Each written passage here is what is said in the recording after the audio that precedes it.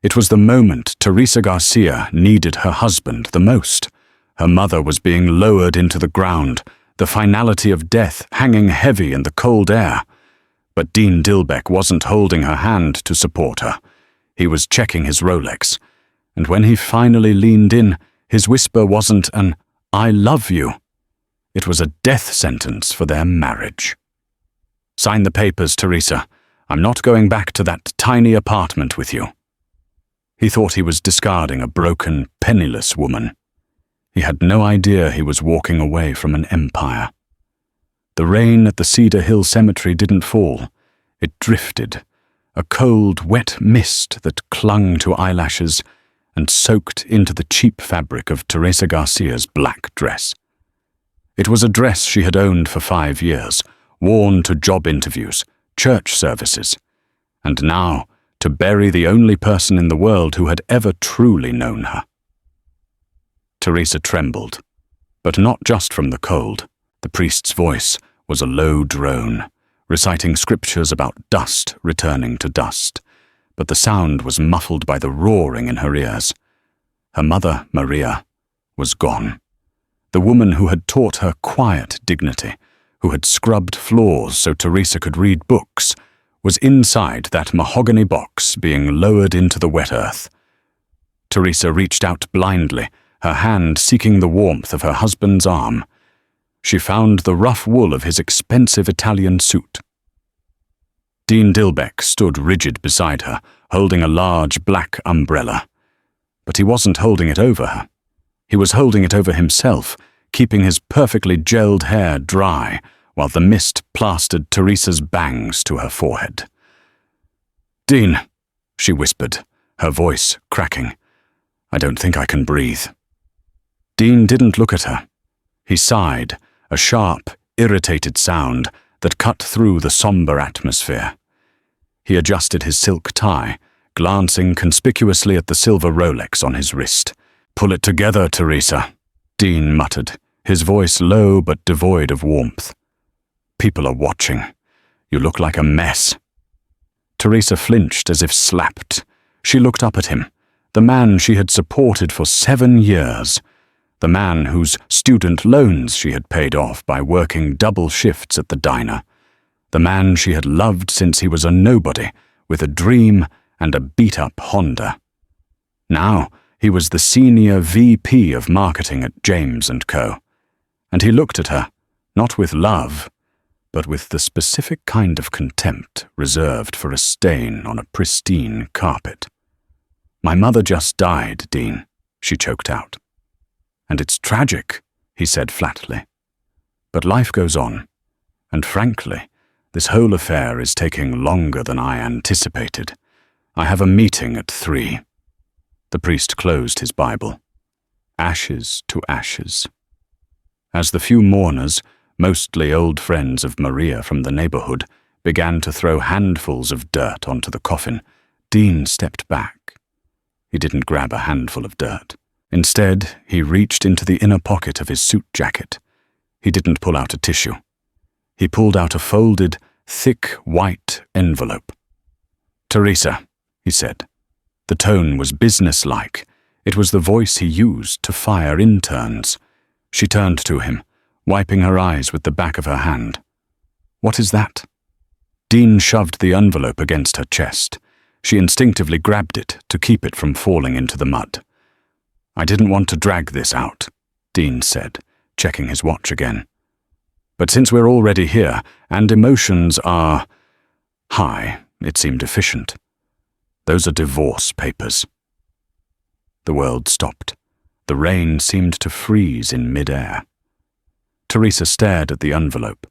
The words, "Petition for dissolution of marriage," were visible through the damp paper. "What?" she whispered. "I'm leaving you, Teresa," Dean said, smoothing his lapels. "I've outgrown this. I've outgrown us. Look at you. You're content with coupons and leftovers. You wear shoes from discount racks. You have no ambition. I'm a VP now. I need a partner who fits the life I've built, not an anchor dragging me back to the gutter." "You're doing this now?" Teresa's voice rose, trembling with a mix of hysteria and disbelief. "While they are burying my mother?" Dean looked around, annoyed. "Lower your voice. Don't make a scene, it's better this way. You have the house. Well, the rental. I've paid the lease through the end of the month. Consider it severance." "Severance?" She felt sick. "I'm your wife, not your employee." "Technicalities," Dean scoffed. He looked past her, toward the cemetery gates. A sleek, black limousine was idling there, its exhaust puffing white clouds into the grey air.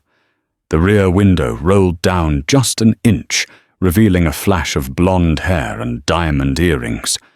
Teresa followed his gaze. She knew who that was. Diane James, the heiress to the company Dean worked for, the woman Dean had been spending late nights brainstorming with. "She's waiting," Dean said, spotting Teresa's realization.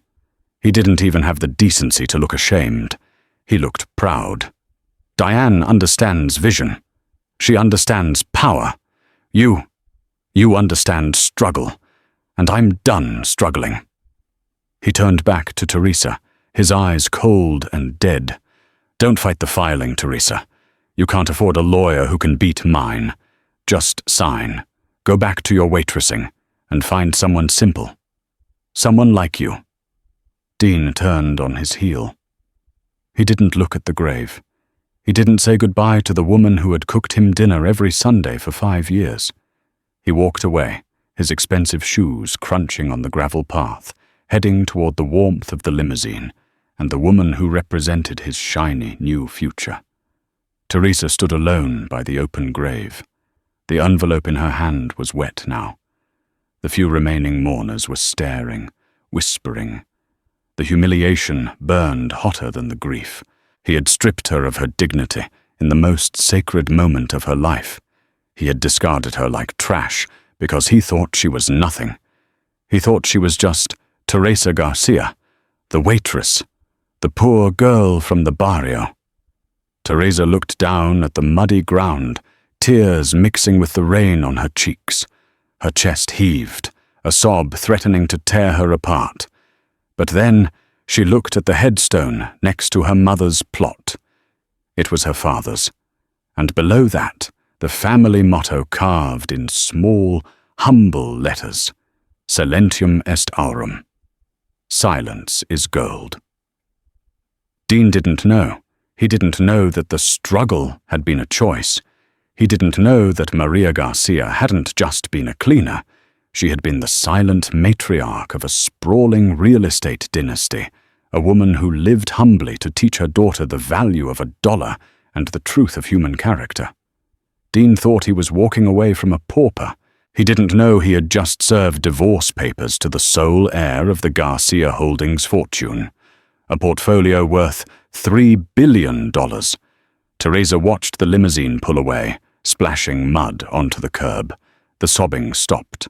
Her hand tightened around the wet envelope until her knuckles turned white.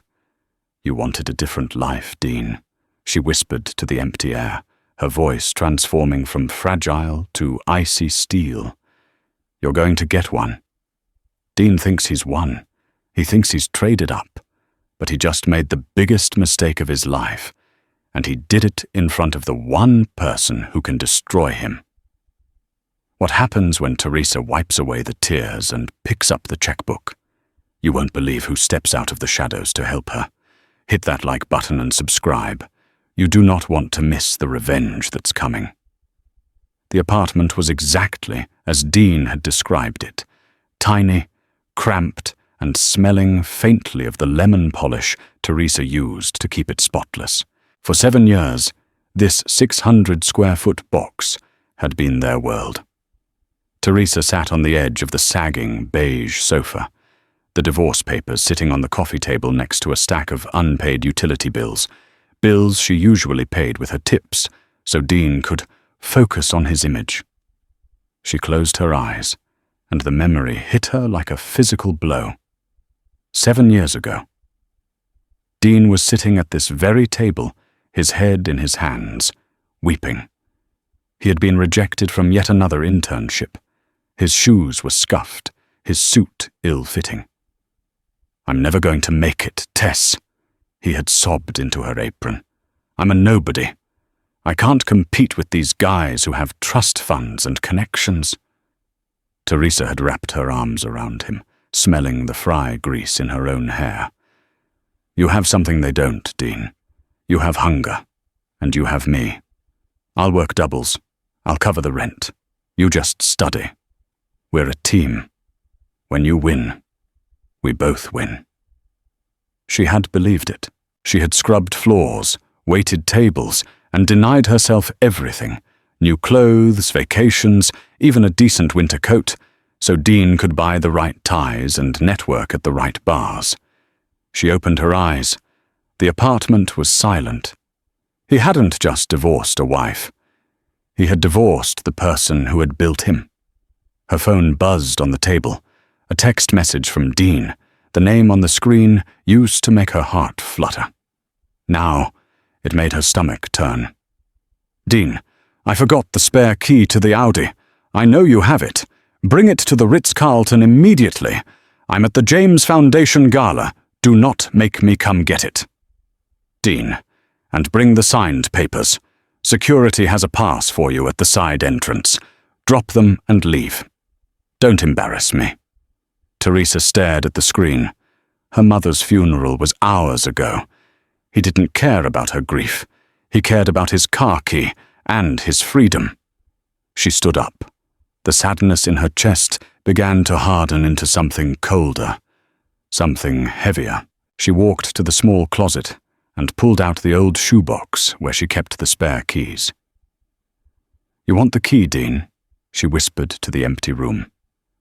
"I'll bring you the key." The grand ballroom of the Ritz-Carlton was a galaxy of crystal chandeliers, champagne towers, and people who had never worried about the price of milk. The air smelled of expensive perfume and old money. Teresa Garcia did not belong here. She wore the same black funeral dress, dried now but wrinkled. Her hair was pulled back in a severe bun.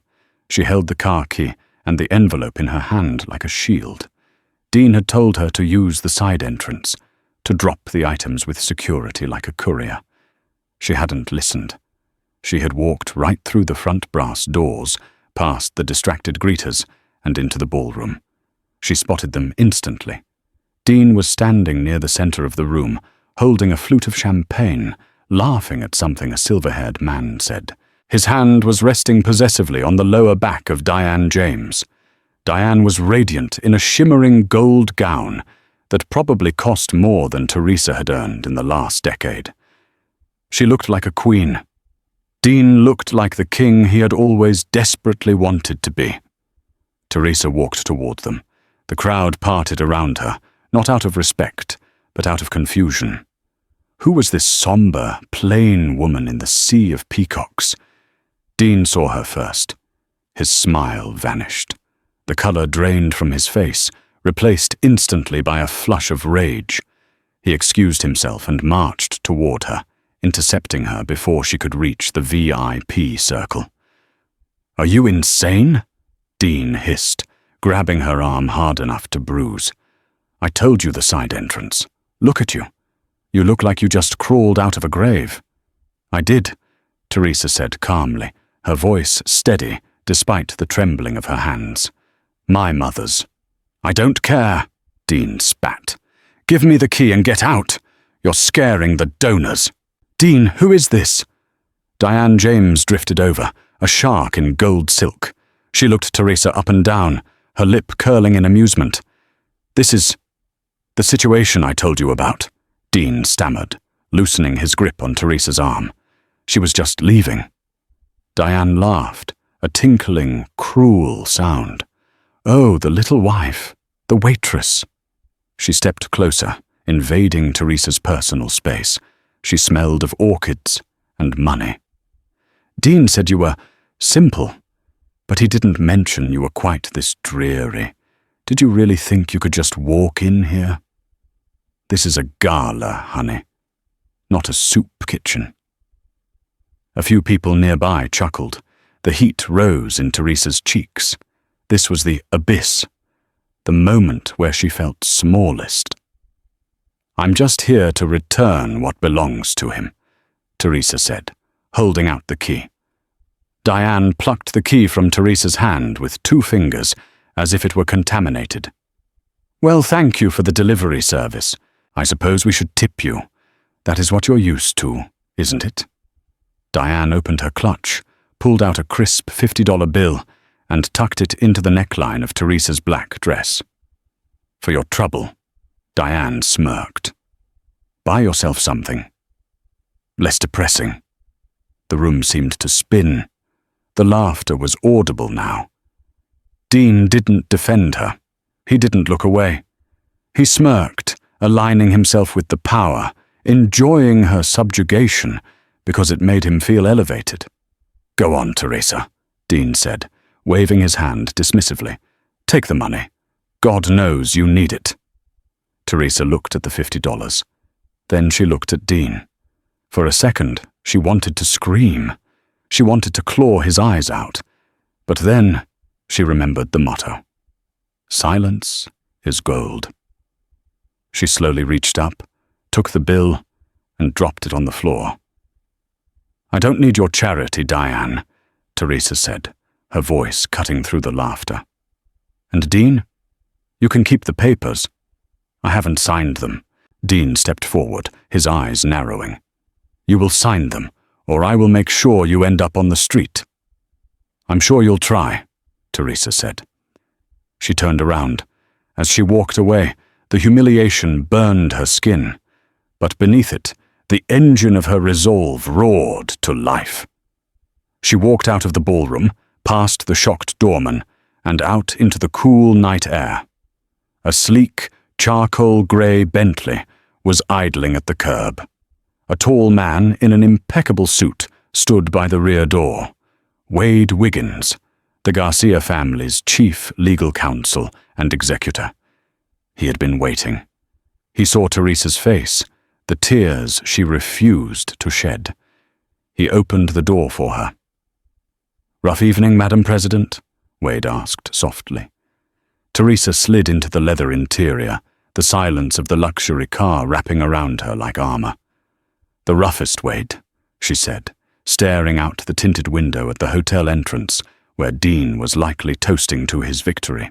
"Is everything prepared?" Wade nodded, sliding into the front seat. "The assets have been unfrozen. The board is ready for your instruction, and we've acquired the majority stake in the target company, as you requested this morning." Teresa wiped a single smudge of dirt from her dress.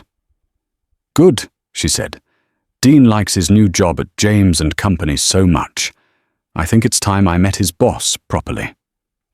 "And what should I tell the bank?" Wade asked. Teresa's eyes flashed in the rearview mirror.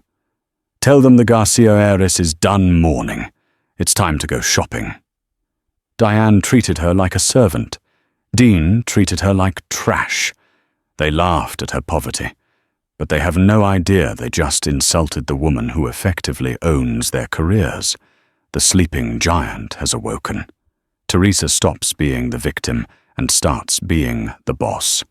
You won't believe the makeover and the meeting. That's about to happen. Stay tuned. The morning sun hit the glass walls of the penthouse suite at the Four Seasons, but Teresa wasn't sleeping in. She had been awake since 4 a.m.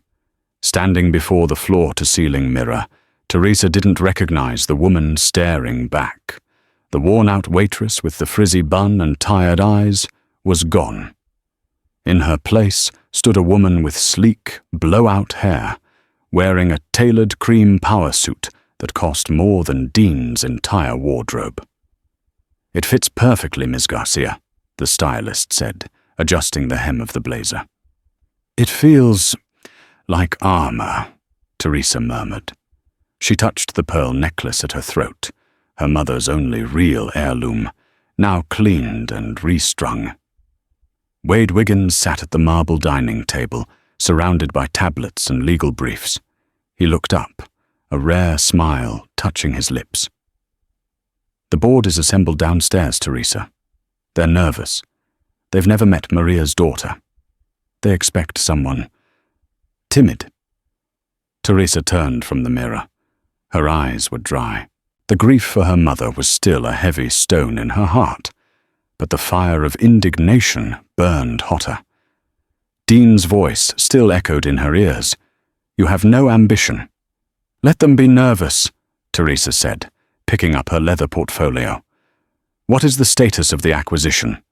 Wade tapped his tablet. "We've quietly acquired 51% of the voting shares of James & Co. through shell corporations. As of 9 a.m. this morning, Garcia Holdings is the majority owner.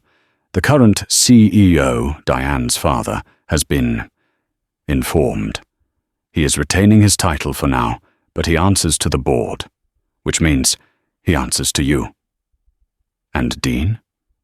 "Dean has been promoted," Wade said, checking a notification. "Diane convinced her father to make him the new director of strategic growth. He thinks he's on top of the world." Teresa walked to the window, looking out over the city skyline. Somewhere out there, Dean was walking into his office, feeling invincible. He thought he had discarded a burden. He didn't know he was standing on a trap door. "Don't fire him, Wade," Teresa said softly. Wade raised an eyebrow. "You want to keep him?" "Firing him is too easy," Teresa said, turning back, her expression unreadable. "He wanted a life of high stakes and pressure. I want to give it to him. I want him to feel the weight of the crown he stole. Let him keep the job, but I want to approve every project he submits, and I want them all rejected." "Understood," Wade said, closing his briefcase. "Shall we go introduce you to your empire?" Teresa took a deep breath.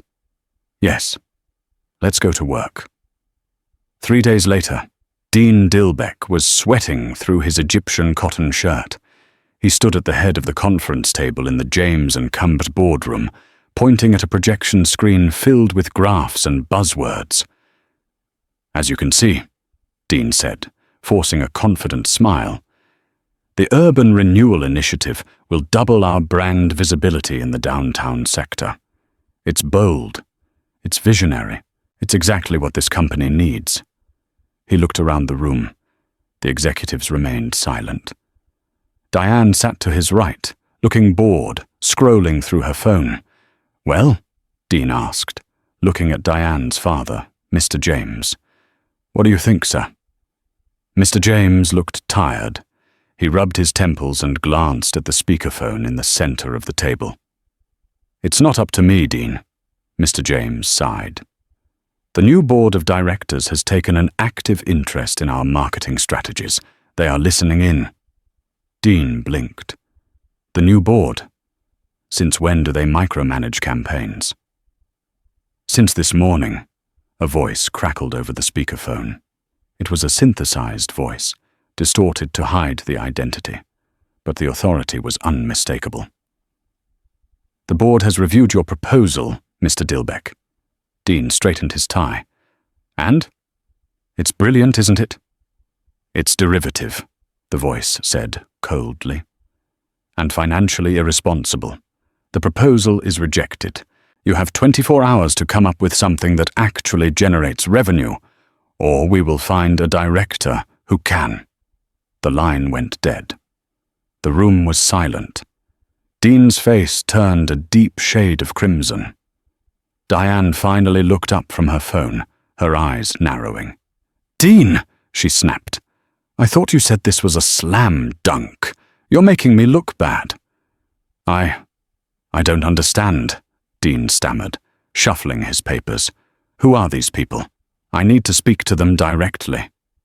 "You don't speak to them," Mr. James said, standing up. "They speak to us. And right now, they are saying you're on thin ice. Fix it, Dean." As the executives filed out, Dean collapsed into his chair. He felt a phantom vibration in his pocket. His phone. He pulled it out, hoping for a distraction. It was a notification from his bank. Alert. Joint account ending in 4590 has been closed. Balance transferred to primary holder, Teresa Garcia. Dean stared at the phone. He had forgotten about that account. It only had a few $1,000s in it. Money Teresa had saved from tips over the years. He had intended to drain it for a weekend getaway with Diane. He dialed Teresa's number, his thumb stabbing the screen angrily. He needed someone to yell at. He needed to feel powerful again after the humiliation in the boardroom. "We're sorry. The number you have reached is no longer in service." "Damn it!" Dean slammed the phone onto the mahogany table. "Problems in paradise?" Diane asked, lighting a slim cigarette. "Just loose ends," Dean muttered, wiping sweat from his forehead. "My ex-wife. She's being difficult." "Well, handle it," Diane said, blowing smoke toward him. "We have the summer gala next week. The new majority shareholder is going to be there. I need you charming and successful, not sweaty and distracted by some peasant." Dean nodded, swallowing the lump of fear in his throat. "I'll handle it. She's nobody.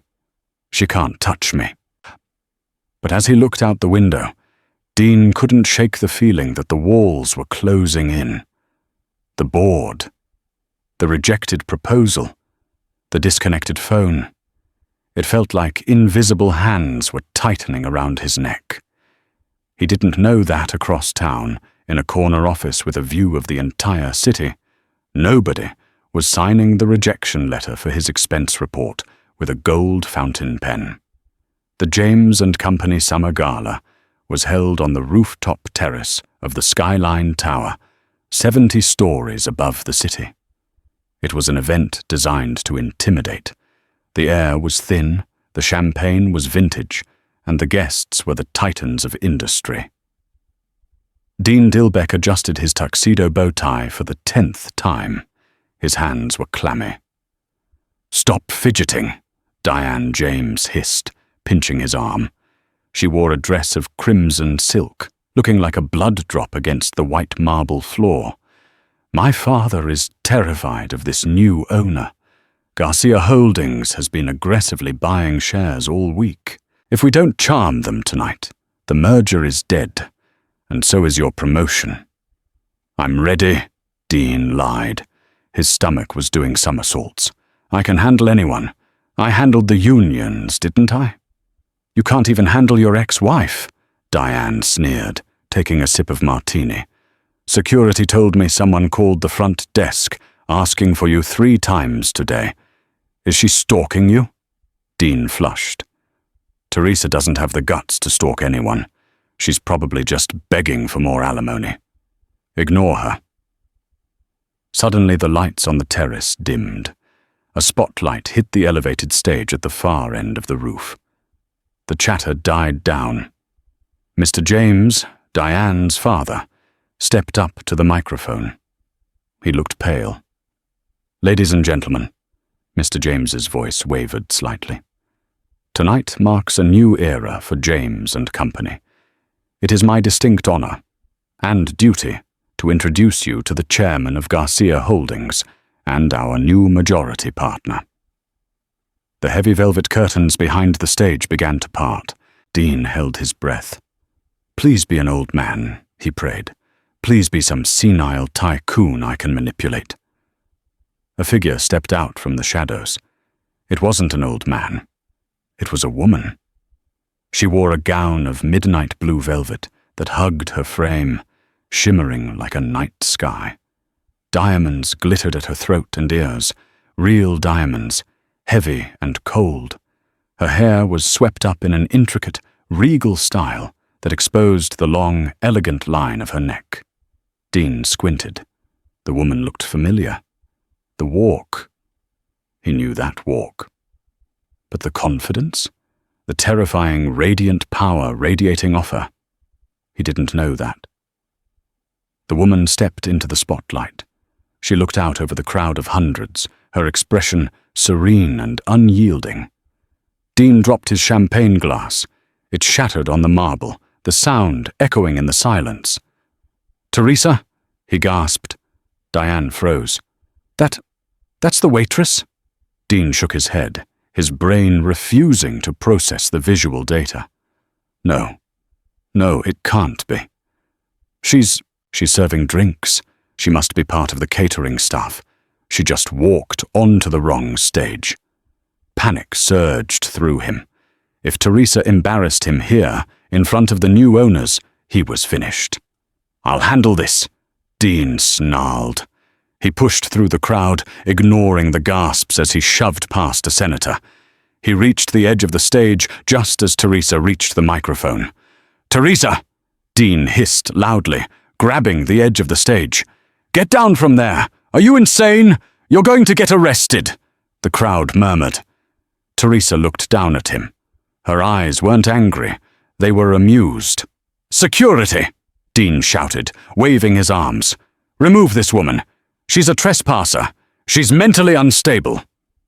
Two large men in dark suits stepped out from the wings. Dean smirked. Finally. But the guards didn't grab Teresa. They walked past her, jumped off the stage, and stood directly in front of Dean, crossing their arms. "Mr. Dilbeck," one of the guards rumbled. "Step away from Ms. Garcia." "Ms. Garcia?" Dean laughed, a high-pitched, hysterical sound. "Her name is Mrs. Dilbeck, and she's a broke waitress.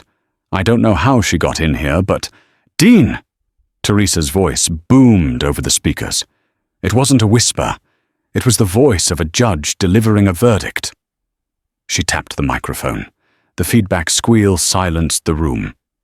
"Let him speak," Teresa said into the mic. "I want everyone to hear what the Director of Strategic Growth has to say." Dean froze. He looked up at her. She was 10 feet above him, glowing in the lights. She looked like a goddess of vengeance. "You," Dean stammered. "You're the owner." Teresa smiled. It was a terrifying smile. "I am Teresa Garcia," she said, her voice steady and clear, broadcasting to the entire city. "Daughter of Maria Garcia, sole heir to the Garcia real estate empire, and the new owner of James and Company." A collective gasp went through the crowd. Diane James dropped her clutch. Her face was a mask of horror. Teresa continued, locking eyes with Dean. "For 7 years I lived in a 1-bedroom apartment," Teresa said, walking slowly across the stage. "I waited tables. I clipped coupons. Not because I had to, but because I wanted to know if the man I loved me, or if he just loved the lifestyle I could buy him." She paused. The silence was absolute. You could hear the wind whipping the flags. "I found my answer at my mother's funeral," Teresa said softly, "when my husband checked his watch while she was being lowered into the ground. When he handed me divorce papers because he thought I was poor. Because he thought he was upgrading." She gestured to Diane, who was shrinking into the crowd. "He left me for a title," Teresa said. "He left me for status. So, I decided to buy the title. I decided to buy the status." She leaned into the mic, her voice dropping to a lethal whisper. "And now, Dean, I own you." Dean fell to his knees. It wasn't a dramatic gesture. His legs simply gave out. The reality crashed down on him like a collapsing building. The $3 billion, the hidden test, the cruelty he had shown her. He looked up, tears of panic welling in his eyes. "Teresa, baby, I didn't know. You have to understand. I was stressed. I love you. I always loved you." The crowd laughed. It was a brutal, mocking sound. Wade Wiggins stepped onto the stage next to Teresa. He handed her a file. "Mr. Dilbeck," Teresa said, opening the file. "According to your employment contract, which I now hold, lying to the board is grounds for immediate termination. But I'm not going to fire you." Dean looked up, a glimmer of pathetic hope in his eyes. You're not." "No," Teresa said, closing the file with a snap. "I'm transferring you. We have a sanitation subsidiary in Alaska that is in desperate need of a junior assistant manager. It pays minimum wage, no benefits." She threw the file off the stage. The papers fluttered down like snow, landing on Dean's head. "You start Monday," Teresa said. "Don't be late." She turned her back on him and walked away, the velvet of her dress trailing behind her like royalty. Dean knelt in the scattered papers, the laughter of the city's elite ringing in his ears, as he watched the billionaire he had thrown away walk into a future he would never be part of. The VIP lounge of the Skyline Tower was empty except for two people pacing like caged animals. Diane James threw her empty martini glass against the wall. It shattered, scattering crystal shards across the plush carpet. "My father is an idiot!" Diane screamed, her voice shrill. "He handed the company over to her. He sold us out to a waitress." Dean Dilbeck sat on a leather ottoman, his head in his hands. He was still wearing his tuxedo, but his tie was undone, hanging loosely around his neck like a noose. "I'm going to Alaska," Dean muttered, staring at the floor. "I'm going to be a garbage man. She's actually doing it." "Shut up, Dean!" Diane snapped. She stalked over to him and grabbed his chin, forcing him to look at her. "You are not going to Alaska, and she is not keeping my company." "What can we do?" Dean whined. "She owns 51%. She's the chairman. She has more money than God." Diane's eyes narrowed.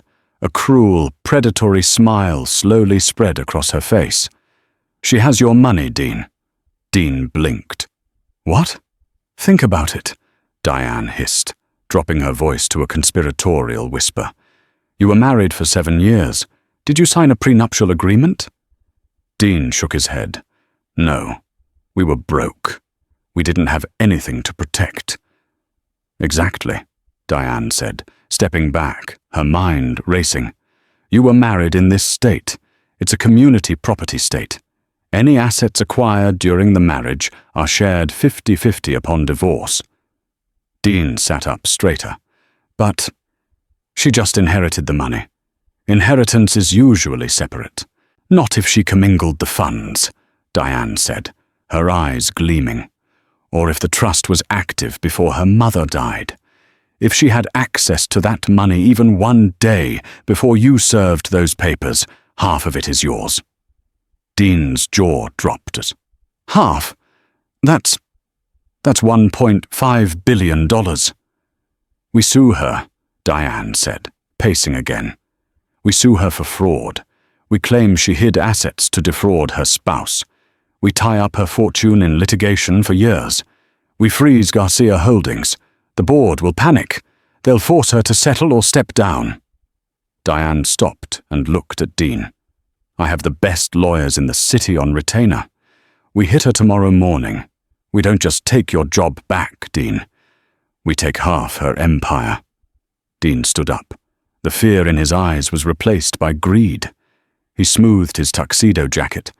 "I always knew she was hiding something," Dean said, rewriting history in his own mind. "She played me. She owes me."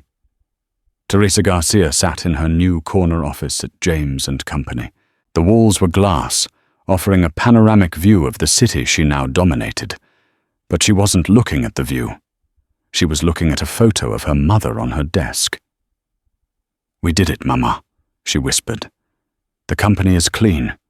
We're going to build affordable housing on the west side. We're going to change things." The intercom buzzed. It was her assistant, her voice trembling. "Ms. Garcia, Mr. Dilbeck is here, and he brought people." Before Teresa could answer, the double doors burst open. Dean marched in, flanked by Diane James and 3 men in sharkskin suits carrying briefcases. They didn't look like guests. They looked like a raiding party. Wade Wiggins, who had been sitting on the sofa reviewing contracts, stood up immediately. "This is a private office," Wade said calmly. "Do you have an appointment?" "We don't need an appointment," Diane sneered, tossing a thick stack of legal documents onto Teresa's desk. They landed with a heavy thud, sliding over the picture of Maria. Teresa didn't flinch. She picked up the documents and glanced at the cover page. Dilbeck versus Garcia. Complaint for divorce, fraud, and division of assets. "What is this, Dean?" Teresa asked, her voice dangerously quiet. Dean stepped forward. He had regained his arrogance. The pathetic ex-husband from the gala was gone. The greedy corporate climber was back. "It's the bill, Teresa," Dean smirked. "For 7 years of my time." "We know about the trust," the lead lawyer said, stepping forward. "We have evidence that the Garcia family trust was technically activated 3 days before your mother's passing. That means the assets were marital property at the time Mr. Dilbeck served you. You hid $3 billion from your husband," Diane added, leaning over the desk. "That's fraud, honey. And now, Dean wants his cut.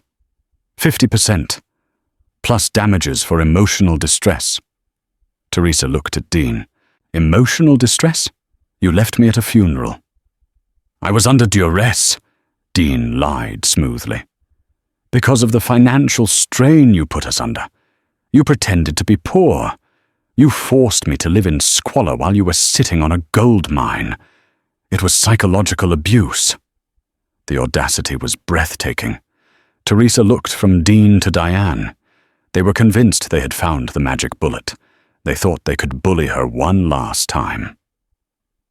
Teresa closed the legal file. She looked at Wade. "Wade," she said, "did you bring the red file?" Wade smiled. It was a cold, sharp smile. "I never leave home without it, Madame President." Wade reached into his briefcase and pulled out a single, thin red folder. He placed it on the desk next to the massive lawsuit. "What is this?" Dean asked, eyeing the red folder suspiciously. "You're right about one thing, Dean," Teresa said, standing up. "I did have access to the money before my mother died, about 6 months before." "Aha!" Diane shouted triumphantly. "She admits it. Record that." "But," Teresa continued, her voice hardening, "my mother was a wise woman. She didn't trust you, Dean. She never trusted you. She said a man who complains about the price of soup will never value the woman serving it." Teresa slid the red folder toward him. "So, 6 months ago, when my mother got sick, she made me sign a document. I didn't want to. I thought it was unnecessary because I loved you, but I signed it for her." Dean opened the red folder. His hands began to shake. Inside was a single document, post-nuptial agreement, separation of assets. "That's a forgery!" Dean yelled. "I never signed this." "Look at page 2, Teresa said, calmly. Dean flipped the page. There was his signature, clear as day. I don't remember this," Dean stammered. "Do you remember the insurance beneficiary forms you signed when I started that temporary job at the library?" Teresa asked. "You were so busy watching football, you didn't even read them. You just said, 'Sign whatever, just get out of the way of the TV.'" Dean went pale. He remembered. He had signed a stack of papers she handed him without glancing at a single word. "You tricked me!" Dean screamed. "No," Teresa said. "I protected myself. That document states that any inheritance received by either party remains sole and separate property, regardless of when it is received. It waives all rights to community property claims on family trusts." Teresa leaned forward, her eyes locking onto his. "You get nothing, Dean. Not half. Not a penny. The only thing you own is a one-way ticket to Alaska." Diane snatched the paper from Dean's hands, reading it frantically. Her face crumbled. The loophole was closed. The trap had snapped shut on their fingers. This might hold up," the lead lawyer muttered to Diane. "It's notarized. It's ironclad." Teresa pressed a button on her desk phone. "Security," she said. "Escort Mr. Dilbeck and Miss James out of the building, and revoke Miss James's security clearance. The board voted this morning. We're removing the James family from executive operations due to gross incompetence and attempted corporate extortion." Diane gasped. "You can't do that. My father built this company."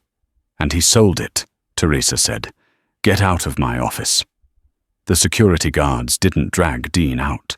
They simply walked behind him, silent and imposing, ensuring he didn't touch anything on his way to the elevator. Dean's mind was fracturing. The Alaska transfer, the minimum wage, the sanitation department. It was a nightmare. He was Dean Dilbeck. He was a VP. He couldn't shovel snow and manage garbage trucks. As they reached the lobby, Dean saw a swarm of paparazzi outside the glass doors. News of the hostile takeover and the Red File lawsuit had leaked. A desperate idea formed in Dean's mind. If he couldn't sue her, he could destroy her reputation. He could sell the story. He could paint her as the villain, the cold-hearted billionaire who tricked her poor husband. He turned to the lead guard. "I'm not going to Alaska," he spat. "I quit." The guard shrugged. "Your choice, sir. That voids your severance package and your non-compete clause." "I don't care," Dean shouted. He pushed through the revolving doors and into the flashbulbs. "Dean! Dean! Is it true you didn't know she was rich? Dean! Did you really divorce her at a funeral?"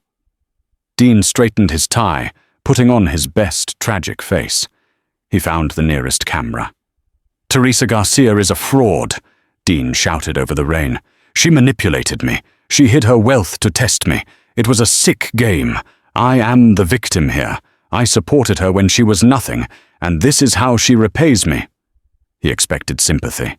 He expected the reporters to gasp. Instead, a reporter from the City Chronicle laughed. "Supported her?" the reporter asked, checking his phone. "Mr. Dilbeck, we just received a press release from Garcia Holdings. It includes your bank statements from the last 5 years. It shows she paid your student loans. She paid the rent. She paid for your car." Dean froze. That's private information." "It's public record in the divorce filing you initiated," the reporter countered. "And there's a video from the funeral." Dean felt the blood drain from his face. "What video?" "A dash cam from the hearse," the reporter said, holding up a tablet. "It shows you checking your watch and handing her papers over her mother's grave. It's trending, Dean. #TheFuneralDivorce. You're the most hated man in America right now." The crowd of reporters wasn't there to hear his side. They were there to film the villain. Dean backed away, shielding his face. He realized his mistake too late. By quitting, he lost the job. By speaking to the press, he exposed himself to the court of public opinion. He had thought he could control the narrative, but Teresa had receipts. He turned to run, but there was nowhere to go. Diane's limo was gone. His company car was repossessed. He was standing in the rain, just like he had left Teresa, but he had no umbrella, and no one was coming to save him. The diner on 4th Street was busy. The smell of grease and burnt coffee hung in the air. "Order up! Table 4!" the cook yelled. Dean Dilbeck wiped his hands on his stained apron. He looked older. His hair was thinning, and the spark of arrogance in his eyes had been replaced by a dull, exhausted resignation. He picked up the plate of eggs and toast. His shoes, once Italian leather, were now cheap, slip-resistant sneakers that pinched his toes. He walked to table 4. 2 young businessmen were sitting there, discussing stocks. "Did you see the Fortune cover?" one asked. "Teresa Garcia. She just launched that green housing initiative. Woman is a genius." "And she looks incredible," the other replied. "Total class act." Dean set the plates down, his hand trembling slightly. "Can I get you anything else?" Dean asked, his voice rough. One of the men looked up. He squinted at Dean. "Hey," the man said. "You look familiar. Did you used to work at James & Company? Didn't I see you on TikTok?" Dean looked away. "No, I just have one of those faces." "Right," the man laughed. "Anyway, bring us more coffee, and make it quick." Dean turned and walked back to the kitchen. He passed a small TV mounted in the corner. On the screen, Teresa was cutting a ribbon at a new community center. She looked radiant, surrounded by smiling families. Wade Wiggins stood beside her, looking proud. She wasn't angry. She wasn't bitter. She looked peaceful. Dean looked down at his grease-stained hands. He remembered the funeral. He remembered the feeling of the envelope in his pocket. He remembered thinking he was too good for her. He realized now that he had never been too good for her. He had never even been on her level. "Order up!" the cook screamed again. "Coming," Dean whispered. The sun was setting over Cedar Hill Cemetery, casting long golden shadows across the grass. Teresa stood by her mother's grave. The earth had settled, and green grass now covered the scar in the ground. A beautiful marble angel stood watch over the headstone. Teresa placed a bouquet of white lilies on the stone. "It's done, Mama," she said softly. "The debt is paid, the company is safe, and I'm finally living." She touched the inscription on the stone. Silentium est aurum. She had learned that silence wasn't about weakness. It was about waiting. It was about letting people show you exactly who they are, and having the strength to believe them the first time. She heard footsteps on the gravel. She didn't flinch. She knew who it was. Wade waited a respectful distance away. "The car is ready, Teresa. The board meeting is at 6. Teresa turned. She took one last look at the grave, then at the empty spot where Dean had stood that rainy morning. The ghost of that pain was gone. "Let's go, Wade," she said, buttoning her coat. "We have work to do." She walked back to the waiting Bentley, her head held high. She didn't look back. She didn't check her watch. She had all the time in the world, and for the first time in her life, it belonged entirely to her. Dean wanted a life of luxury, but he ended up serving eggs. Diane wanted power, but she lost her legacy. And Teresa? She proved that the loudest move you can make is winning in silence. Be careful who you step on while climbing the ladder. They might be the one holding it. And that is the story of the funeral divorce. If you enjoyed seeing Dean get exactly what he deserved, hit that like button. Who was your favorite character? Was Teresa's revenge too harsh or not harsh enough?